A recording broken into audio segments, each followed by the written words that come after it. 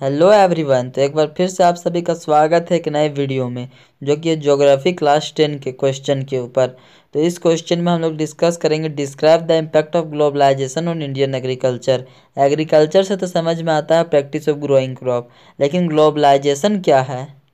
क्या है ये ग्लोबलाइजेशन, किधर से आया? तो चलिए पहले देखते हैं ग्लोबलाइजेशन क्या है। और ये टीचर को भी समझाना पड़ेगा कि ग्लोबलाइजेशन क्या है, हालांकि उसे पता होगा। तो ग्लोबलाइजेशन का मतलब आपको सिंपली ऊपर में लिख देना कि globalisation is simply the integration of domestic economy with the world economy. मतलब जैसे अगर अभी मान लीजिए इंडिया के व्यापारी इंडिया भर में ही सामान बेच रहे हैं, तो वो हो गया अभी अपना डोमेस्टिक कंट्री का इकोनॉमी। अब इंडिया के व्यापार अगर मतलब जो व्यापारी लोग हैं वो विदेश में जाके बेचने लगे तो उसी को बोलते हैं ग्लोबलाइजेशन। और विदेश के व्यापार भी यहाँ आके बेचने लगे तो ये दोनों के इकोनॉमी के बीच में एक रिलेशन बन जाएगा, इंटीग्रेशन हो जाएगा, उसी को बोलते हैं ग्लोबलाइजेशन। अभी फिलहाल इतना ही समझिए, इकोनॉमिक्स में इसके ऊपर बहुत ही डिटेल वीडियो बनाऊंगा तो उसके ऊपर फिर मैं आपको बताऊंगा। अभी फिलहाल इतना ही समझिए कि ग्लोबलाइजेशन है वहाँ का सामान यहाँ आएगा, यहाँ का सामान वहाँ जाएगा। तो इम्पैक्ट जो है ग्लोबलाइजेशन का यहाँ से वहाँ, वहाँ से यहाँ, यहाँ के व्यापारी वहाँ जाएंगे, वहाँ के व्यापारी यहाँ आएंगे, यहाँ का सामान वहाँ जाएगा। बस यही आप समझ रहे होंगे मेरे ख्याल से। तो अगर नहीं समझ रहे तो फिर से वीडियो को रिपीट करिए, आपको पक्का समझ में आ जाएगा। वीडियो को स्लो करके सुनिए। The impact of globalisation on Indian agriculture can be described as. अब नीचे देखिए। अच्छा, ग्लोबलाइजेशन कोई भी चीज़ ऐसा है जिसका केवल पॉजिटिव इम्पैक्ट होगा या फिर केवल नेगेटिव, दोनों चीज़ होता है। कुछ पॉजिटिव होते हैं तो कुछ नेगेटिव होते हैं। तो चलिए आज तो ग्लोबलाइजेशन का भी कुछ उसी तरह हम लोग मानेंगे। पहले गुड इम्पैक्ट देखेंगे, फिर बैड इम्पैक्ट देखेंगे, और ओवरऑल भी डिस्कस करने का प्रयास करेंगे कि क्या बेटर है या फिर बकवास है। तो चलिए पहले गुड इम्पैक्ट देखते हैं। तो due to globalisation an Indian farmer get opportunity to sell their product beyond domestic market। अब गुड इम्पैक्ट क्या है ये देखिए। ग्लोबलाइजेशन की वजह से फार्मर जो सिर्फ यहीं बेचने मतलब पहले इंडिया भर में ही सामान बेच रहे थे, अब वो मतलब इंडिया भर में ही क्रॉप बेच रहे थे, वो अब अपने प्रोडक्ट को डोमेस्टिक मार्केट से बियॉन्ड मतलब इधर विदेश में भी जाकर बेच सकेंगे। Globalisation led to technological advancement. अब यहाँ से फार्मर वहाँ जाएंगे, वहाँ देखेंगे ओ ये मशीन यूज करते हैं धान काटने के लिए या फिर मतलब कुछ भी करने के लिए, मशीन लेके यहाँ आ गए। अब वो यहाँ पे भी मतलब टेक्नोलॉजी एडवांस होगा। तो इसी तरह फार्मिंग पैटर्न जो है अब उसका, अब अगर वो पहले 5 एकड़ में खेती कर रहे थे, उसने देखा कि इस मशीन से मेरा फ़ायदा हो रहा है, उसने तुरंत ज़्यादा ज़मीन लिया और अपना खेती बढ़ाया। तो उसी तरह कुछ सब्सिस्टेंस से कॉमर्शियल एग्रीकल्चर इंडिया में ज़्यादा हो गया, ज़्यादा होगा। अब सब्सिस्टेंस और कॉमर्शियल एग्रीकल्चर क्या है, जिनको नहीं पता है तो उनको मैं बता दूं। सब्सिस्टेंस मतलब होता है सिर्फ अपने घर के लिए खेती करना। कॉमर्शियल मतलब इंटरनेशनल मार्केट, नेशनल मार्केट में बेचने के लिए खेती करना। अगला पॉइंट है quality of product in India has increased. वहाँ से गए देखिए, वहाँ पे वो ये लोग ये फर्टिलाइज़र ये मैन्युअल यूज कर रहे हैं, यहाँ आए, यहाँ उन लोगों ने भी यही यूज किया, यहाँ पे भी इंक्रीज़ हुआ प्रोडक्ट। आप देखिए ग्लोबलाइजेशन की वजह से जो हमारे कॉन्कर्न मतलब इंडियन गवर्नमेंट का जो है कॉन्कर्न या फिर इंडियन गवर्नमेंट का दृष्टि है जो एग्रीकल्चर के टुवर्ड, वो इंक्रीज़ हुआ है। आप देख रहे हैं गवर्नमेंट देख रहे हैं कि इस चीज़ से हमें फ़ायदा हो रहा है, तो उस पर वो कुछ ना कुछ तो अपना दृष्टि डालेगी ही। Many institutional reform and initiative were taken by Indian government. बहुत सारे इंस्टीट्यूशनल जैसे इंडस्ट्री क्या बोलते हैं लैब होते हैं ना, वह जहाँ पे रिसर्च वेसर्च होते हैं, वैसे ढेर सारे लैब्स बनाए गए हैं और बहुत सारे और इनिशिएटिव लिए गए हैं। जैसे कि देखा होगा आप लोगों ने देखा होगा कि राशन जो बांटते हैं वो फार्मर से एक डील प्राइस में खरीदा जाता है। फिर फार्मर लोगों को कृषि कृषि ब्याज, कृषि आजकल प्रधानमंत्री हमारे कितने सारे किसानों के लिए निकाल रहे हैं।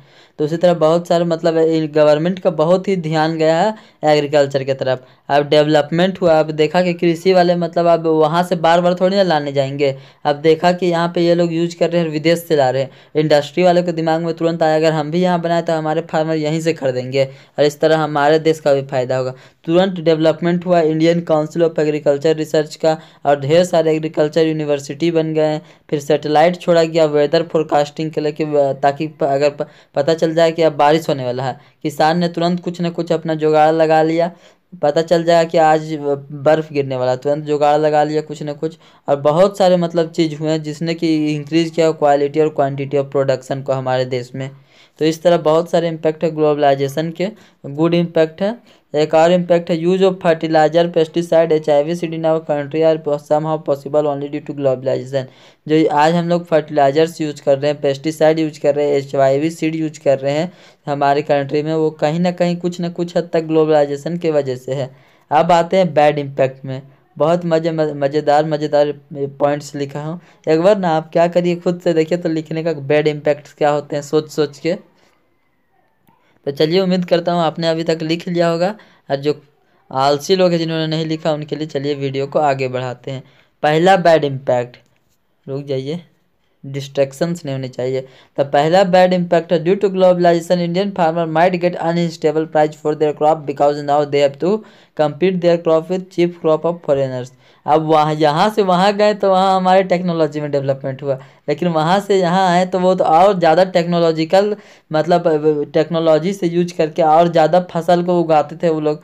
तो उन लोगों का यहाँ पे प्राइस कम प्राइस में बेचेंगे, तो जिसकी वजह से हमारे फार्मर्स को भी बहुत ही अनस्टेबल प्राइस मिलता था। मतलब जैसे पहले 30 रुपये बेच रहे थे, तो अब उनको 25 रुपये ही मिल रहा है, क्योंकि वो भी 25 रुपये बेच रहे हैं, तो इन्हें भी 25 रुपये ही बेचना पड़ेगा, तब इनका कोई लेगा, वरना कोई नहीं लेगा।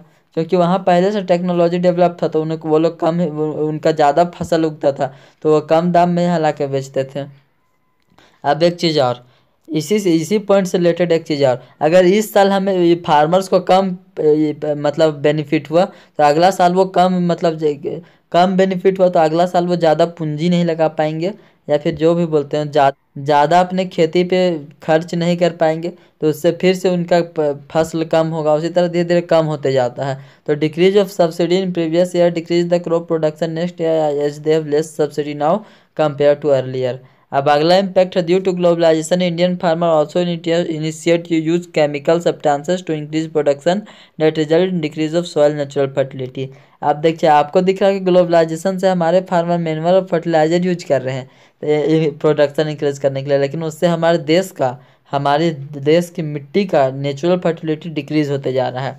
चौथा, मल्टीनेशनल कंपनीज जो होते हैं, MNC आपने सुन रखा होगा, मल्टीनेशनल कंपनी, उन्होंने इंडियन मार्केट को पूरी तरह से कैप्चर कर लिया। आजकल आप देखते हैं हर एक खिलौना चाइना का होता है।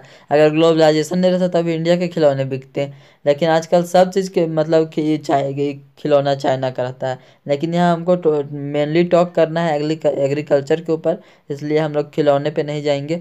And sell their machine made product at cheap rate so that Indian farmer are in about loss.